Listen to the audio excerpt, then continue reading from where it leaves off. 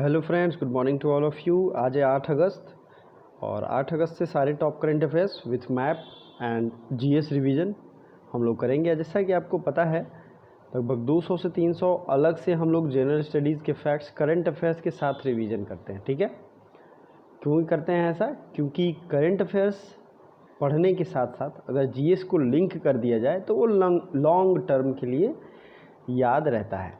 Okay, तो timing मैं आपको बता चुका हूँ, 6 AM to 8 AM current affairs आ जाती है और 9 AM पे Lucent revision history, geography, polity. कल जनरल साइंस 12 बजे आई थी, अगर आपने नहीं देखी है तो प्लीज़ जाके देखिए।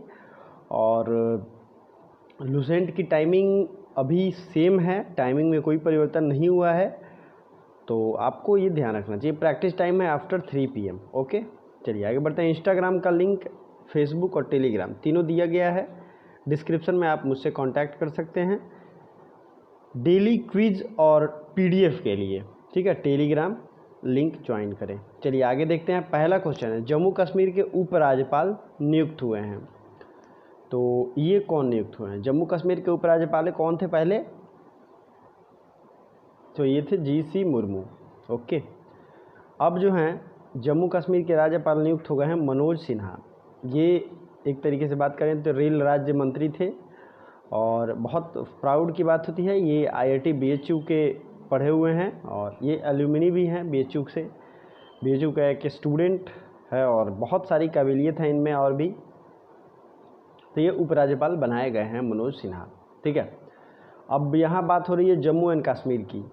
तो जम्मू कश्मीर से कुछ बेसिक फैक्ट्स आपको याद होना चाहिए। आर्टिकल 370 हटाया गया है जम्मू एंड कश्मीर से। ठीक है, इसमें जम्मू एंड कश्मीर के लिए स्पेशल प्रोविज़न की बात की गई थी।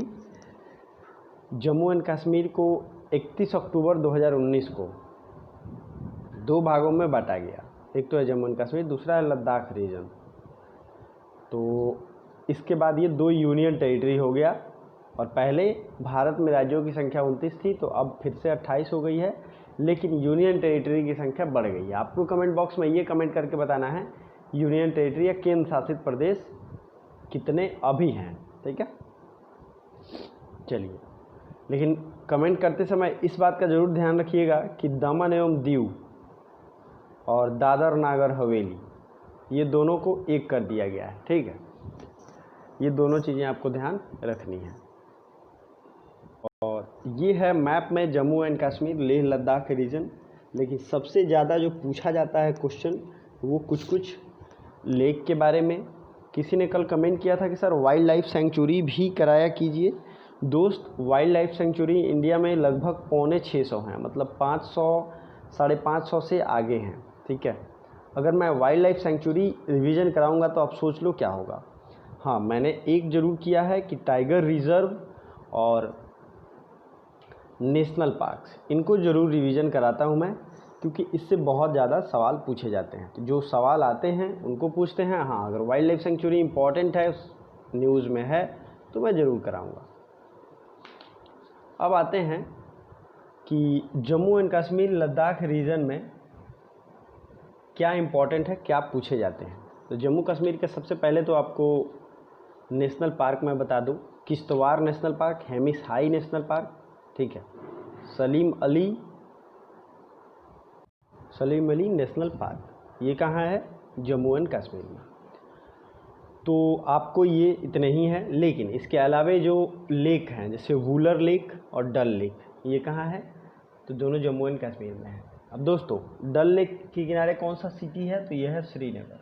ठीक है, भारत का सबसे ऊंचा पर्वत श्रेणी क्या नाम है? K2 नाम है, इसे कंचनजंगा भी कहते हैं, ये भी है जम्मू एंड कश्मीर में। तो प्लीज़ याद रखिएगा, दुनिया का सबसे ऊंचा कौन है? माउंट एवरेस्ट, और भारत का सबसे ऊंचा है K2। उसके बाद अगर ग्लेशियर की बात करें तो सियाचिन ग्लेशियर है, लिखते चलेंगे तो लिख लीजिए। बाल्तोरो ग्लेशियर है, ठीक है, और हिस्पार ग्लेशियर है, हिस्पार। ठीक है, ये 3 ग्लेशियर आपको एग्जाम में आते हैं। अगला पॉइंट है पीर पंजाल रेंज, धौलाधर रेंज। तो Pir Panjal range Jammu and Kashmir, Zanskar range Jammu and Kashmir, Ladakh range Jammu and Kashmir. ठीक है, ये सब रेंज कहाँ हैं? जम्मू एंड कश्मीर।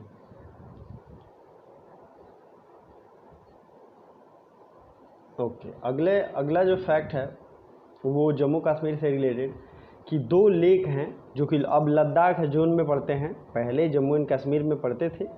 तो उनका नाम है पागांग लेक, ठीक है, और दूसरा है सो मोरोरी। ये नाम थोड़ा अजीब है लेकिन ये उस तरफ ऐसा ही नाम चलते हैं, सो मोरोरी। ये दोनों लेक कहाँ है? ये दोनों हैं लद्दाख रीजन में, लेकिन ये दोनों साल्ट वाटर लेक हैं।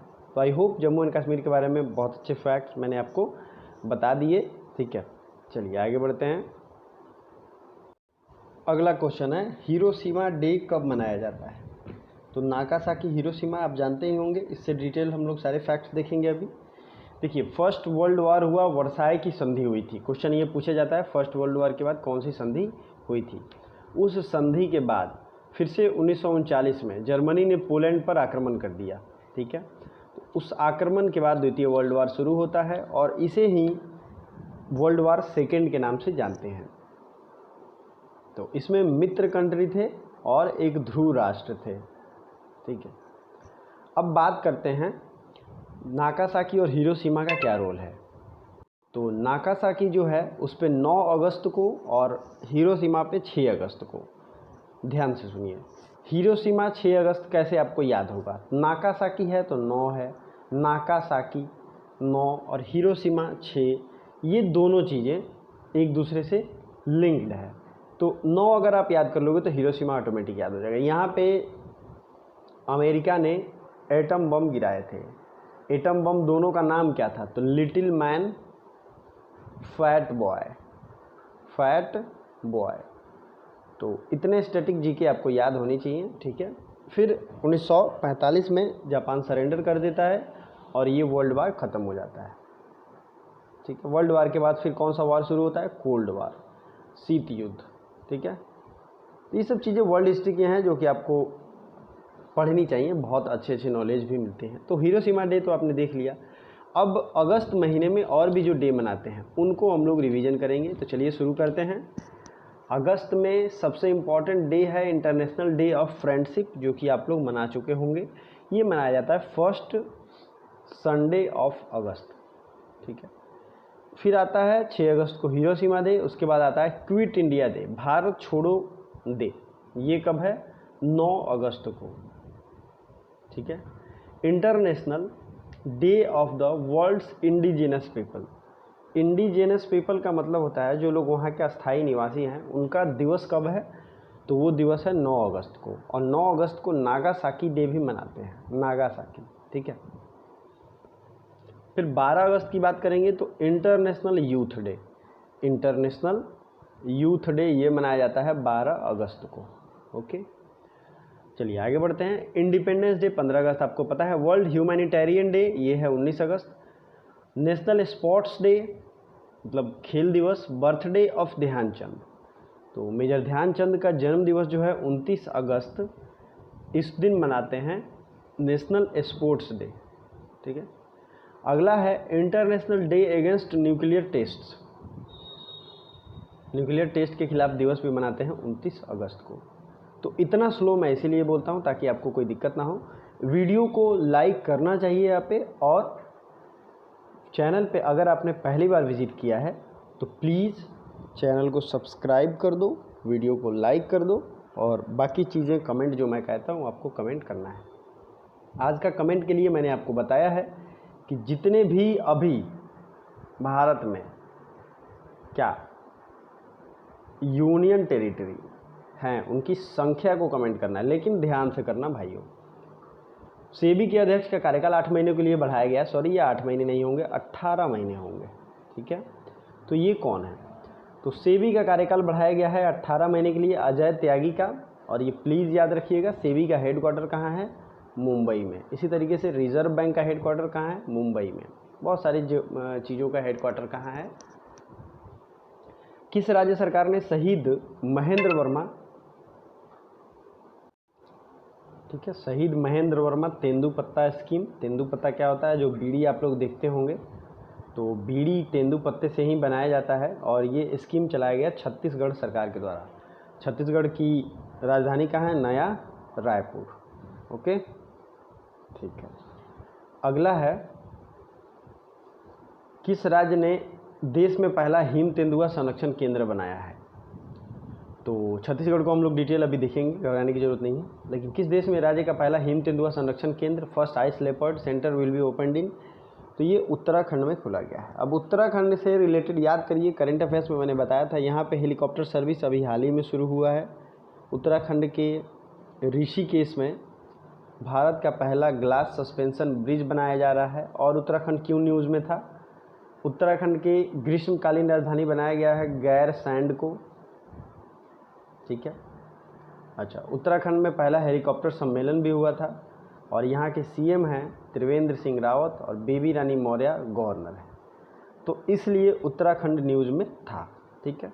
अब उत्तराखंड में जो जिम कॉर्बेट नेशनल पार्क है, ये आपको पता होना चाहिए, जिम कॉर्बेट नेशनल पार्क, और ये भारत का पहला नेशनल पार्क है। इसका पहला नाम क्या था? तो हेली नेशनल पार्क था। ठीक है, हेली नेशनल पार्क। इसके अलावा जो कुछ नेशनल पार्क है, please write down: Gangotri national park, Govind Pashu national park, Nanda Devi national park, Rajaji national park, valley of flower national park. ठीक है, इतने नेशनल पार्क इसमें हैं उत्तराखंड में। ओके दोस्त, अब आते हैं छत्तीसगढ़ पे। छत्तीसगढ़ की मैंने बताई थी अभी आपको बात। तो छत्तीसगढ़ में जो नेशनल पार्क हैं, Indravati national park, Kanger valley national park, गुरु घासीदास नेशनल पार्क। ठीक है, इतने नेशनल पार्क जो हैं वो हैं छत्तीसगढ़ में। किस आईआईटी के शोधकर्ताओं को गांधीवादी युवा तकनीकी नवाचार पुरस्कार 2020 से सम्मानित किया गया? ठीक है, तो गांधीवादी नवाचार पुरस्कार ये दिया गया है आईआईटी खड़गपुर को। ठीक है, इनोवेटिव ये प्राइज़ होगा, इनोवेटिव अवार्ड, जो कि एक तरीके से सोशल डेवलपमेंट में सहायक हो, उस तरीके का इनोवेशन, ये आईआईटी खड़गपुर को मिला है। अगला है रॉ a history of India's covert operation. तो ये रॉ आप लोग समझ रहे हैं, दरअसल ये रॉ नहीं होता है, ये होता है R&AW। ठीक है, रिसर्च एंड एनालिसिस विंग। इसी तरीके से IB जो होता है, INB, इसका होता है इंटेलिजेंस ब्यूरो। और दोनों के जो हेड हैं उनका नाम आपको याद रखना चाहिए। तो यहाँ मैं बात कर रहा हूँ रॉ a history of India's covert operation. Book author हैं निरुपमा यादव, यतीश यादव, प्रतीक सिंह। तो ये हैं यतीश यादव। ठीक है, और निरुपमा यादव का कल एक बुक मैंने बताया था, उस बुक का नाम क्या था बताइए? तो निरुपमा यादव की बुक का नाम था, निरुपमा यादव के बुक का नाम क्या था बताइए? मैं देखता हूँ, विशेष। आप लोग ध्यान नहीं देते हैं, विशेष कोड टू विन। प्लीज़ कल के करंट अफेयर्स अगर आपने नहीं देखे हैं तो उसमें मैंने 25 क्वेश्चन डाले थे और बहुत ही ज़्यादा इम्पॉर्टेंट है। यहाँ पे आई बटन आप लोग दबाएंगे तो वो आपको मिल जाएगा। ओके, चलिए, तो रॉ a history of India's covert operation, ये है यतीश यादव का। ऑप्शन 2 जो है वो राइट आंसर है।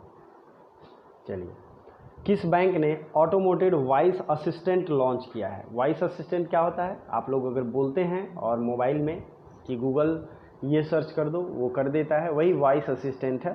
तो ये एक्सिस बैंक ने लॉन्च किया है, और एक्सिस बैंक पता ही है प्राइवेट बैंक है, और इसने ही ऑटोमेटेड वॉइस असिस्टेंट लॉन्च किया है। किस राज्य सरकार ने परिवार पहचान पत्र योजना शुरू की है? तो identity scheme, family identity scheme, ये लॉन्च किया गया है। ठीक है, ये हरियाणा के द्वारा। ठीक है, फैमिली आइडेंटिटी स्कीम हरियाणा के सीएम हैं मनोहर लाल खट्टर, और यहाँ के गवर्नर आचार्य देवव्रत। ठीक है, हरियाणा का काला सुल्तान। अब किसी ने कल ये भी कमेंट किया था कि सर बर्ड सेंचुरी को भी बताइए।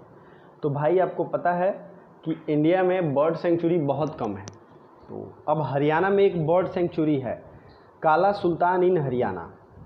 ट्रिक याद कर लो, मैं ट्रिक इसलिए देता हूँ कि आपको एक झटके में याद हो जाए। क्या है? काला सुल्तान इन हरियाणा, ठीक है। तो Kaleshwar national park, Sultanpur national park, ठीक है। हरियाणा के ये 2 नेशनल पार्क हैं। अगला जो है